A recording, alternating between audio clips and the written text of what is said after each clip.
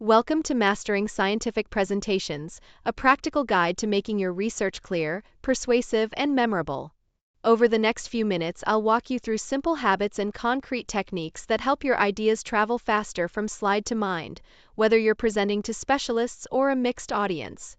In this talk, we'll walk through 6 core areas that shape a strong scientific presentation: understanding your audience and purpose, crafting a clear storyline, designing effective visuals, polishing delivery techniques, mastering Q&A, and practical rehearsal tools.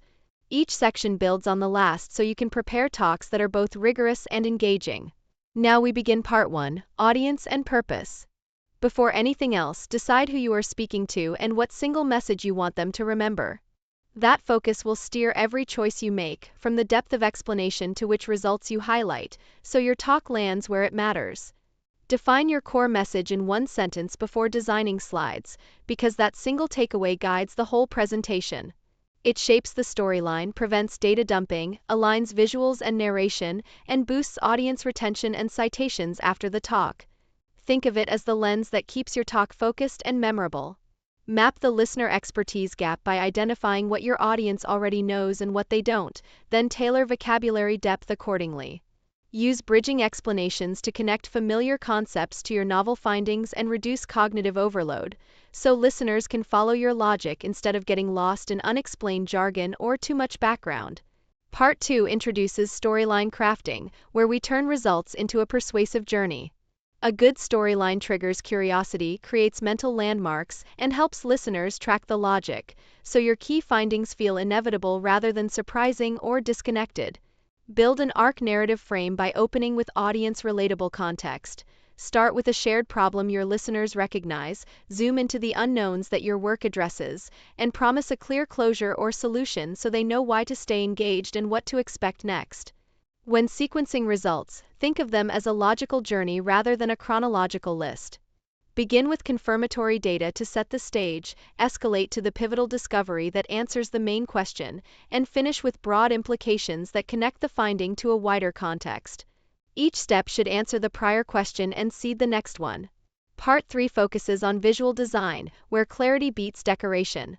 The goal is to make evidence speak faster than text, so visuals should directly support your claim and guide the viewer's eye to the one idea per slide you want them to take away. Maximize signal and remove noise by keeping each slide to a single key idea and muting secondary data. Remove distracting grid lines, abbreviate legends or use direct labels, and design visuals so the main evidence can be grasped within 3 seconds, allowing your audience to focus on the interpretation you provide. Choose evidence-based graphics that match your argument. Use line charts to show trends over time, bar charts for category comparisons, and schematics to illustrate mechanisms or processes. Never add decoration for decoration's sake. Each visual should make the argument faster than text and include only the labels you will discuss. Part 4 covers delivery techniques to help your spoken narrative reinforce the visuals and keep the audience oriented. Small verbal habits significantly reduce abrupt jumps and improve recall, so practice how you move between ideas as much as what you say. Anchor transitions verbally using a simple bridge structure. Briefly summarize the previous point, preview the next idea, and then advance the slide. This explicit linking prevents abrupt jumps, reinforces memory links, and makes the whole talk feel smoother, especially when your slides include strong images or complex figures. Modulate your pace to create natural emphasis. Speak faster for background material, slow down for key findings, and insert short pauses after important implications. Varying speed signals hierarchy without extra slides, keeps the talk within time limits, and gives listeners a chance to take notes and absorb critical points. Part 5 dives into Q&A mastery, where thoughtful preparation can turn tough questions into opportunities to clarify and extend your impact. Anticipating likely queries keeps you calm and helps you maintain control of the exchange. Anticipate and seed questions by embedding subtle cues in your talk. State limitations openly, cite conflicting work where relevant, and show error bars or variability instead of hiding uncertainty. These cues invite clarifying questions, diffuse hostile queries, and make your responses feel transparent and trustworthy. Deploy a 3-part reply for crisp, credible answers. Start with a concise yes or no, follow with one sentence of direct evidence, and close by connecting the point to a broader implication or next step.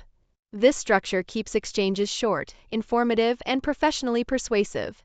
Part 6 covers practice and tools, where realistic rehearsal and modular preparation make the difference between a good slide set and a confident delivery. The more you simulate the real talk, the fewer surprises you'll face on the day. Rehearse under real constraints by practicing with the same setup you'll use live. Time yourself, record video to check body language and pacing, and refine so your content occupies about 90% of the allotted time. This approach reveals issues early and leaves margin for Q&A and unexpected delays. Create modular backup slides to handle deep or technical questions without cluttering your main story. Keep the primary narrative clean for general listeners and prepare separate backup pages with detailed methods, raw data or spectra, extended statistics, and extra figures you can pull up when needed. Thanks for listening. That wraps up the practical playbook for stronger scientific presentations.